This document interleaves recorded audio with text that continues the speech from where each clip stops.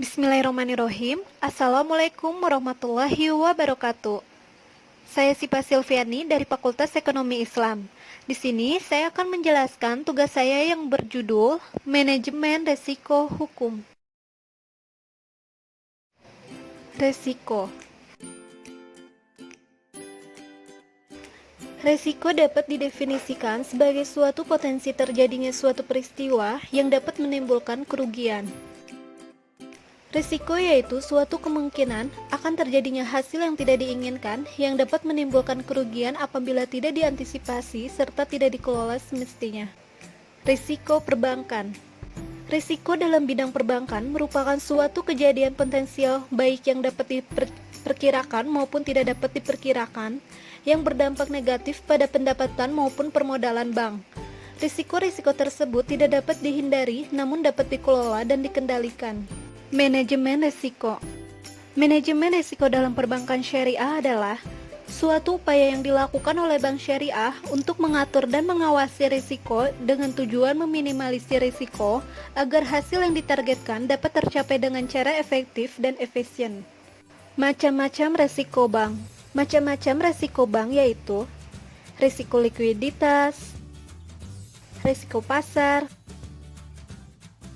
risiko kredit, risiko operasional, risiko kepatuhan, risiko hukum, risiko strategik, dan risiko reputasi.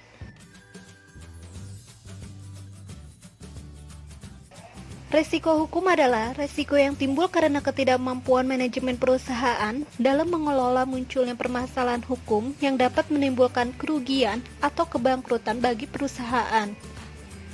Risiko hukum antara lain dapat bersumber daripada operasional, perjanjian dengan pihak ketiga, ketidakpastian hukum dan kelalaian penerapan hukum, hambatan dalam proses litigasi untuk penyelesaian klaim, serta masalah yurisdiksi antara negara. Risiko hukum bank syariah adalah risiko yang terjadi akibat kelalaian bank yang dapat menimbulkan kelemahan dari aspek yuridis dalam menghadapi tuntutan hukum dari pihak lain. Definisi lainnya adalah risiko hukum merupakan risiko yang disebabkan oleh kelemahan sistem yuridis atau oleh adanya gugatan hukum, ketiadaan hukum yang jelas dan mendukung atau adanya kelemahan dalam kontrak, klaim, atau agunan. Penyebab risiko hukum. Penyebab risiko hukum antara lain, peraturan perundang-undangan yang mendukung tidak tersedia, perikatan seperti syarat-syarat keabsahan kontrak tidak kuat, pengikatan agunan kredit yang tidak sempurna. Sebagai contoh adalah, bank tidak dapat melakukan eksekusi agunan kredit macet karena agunan tersebut tidak diikat secara sempurna.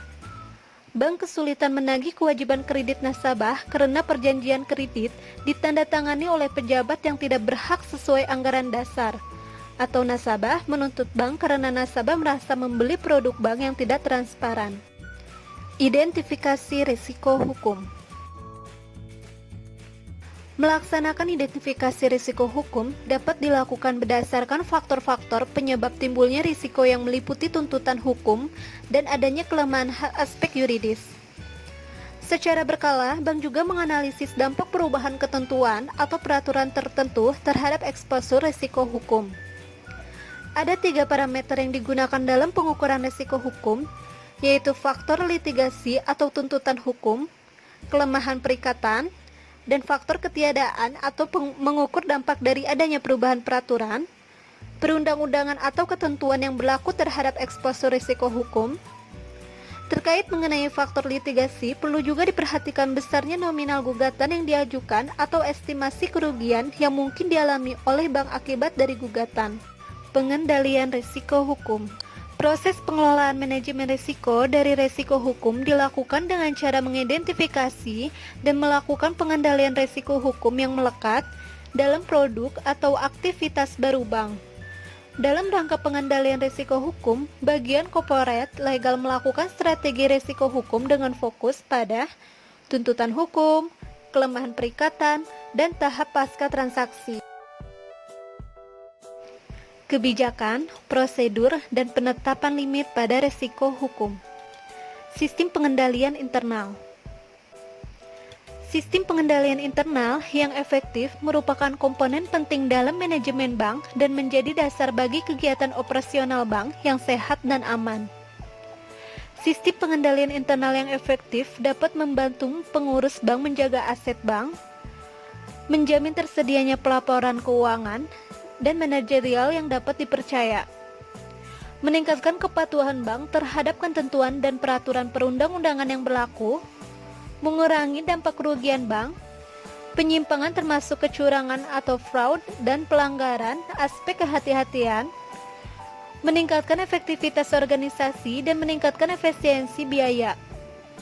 Terselenggaranya SPI yang handal dan efektif merupakan tanggung jawab semua pihak yang terlibat dalam organisasi bank, di antaranya adalah Dewan Komisaris, Direksi, Satuan Kerja Audit Intern, pejabat, dan pegawai bank serta pihak-pihak ekstern. Terakhir yaitu kesimpulan. Jadi, kesimpulannya adalah risiko hukum merupakan bagian dari penerapan manajemen risiko bank syariah yang disebabkan oleh adanya kelemahan-kelemahan aspek yuridis seperti adanya tuntutan hukum, ketiadaan peraturan perundang-undangan yang mendukung atau kelemahan perikatan seperti tidak terpenuhinya syarat keabsahan suatu kontrak atau pengikatan agunan yang tidak sempurna. Pengendalian risiko hukum pada bank syariah melalui proses pengelolaan manajemen risiko dari risiko hukum yang berdasarkan kebijakan, prosedur, dan penetapan limit risiko hukum untuk mengantisipasi hal-hal yang mungkin terjadi dari aktivitas bank syariah.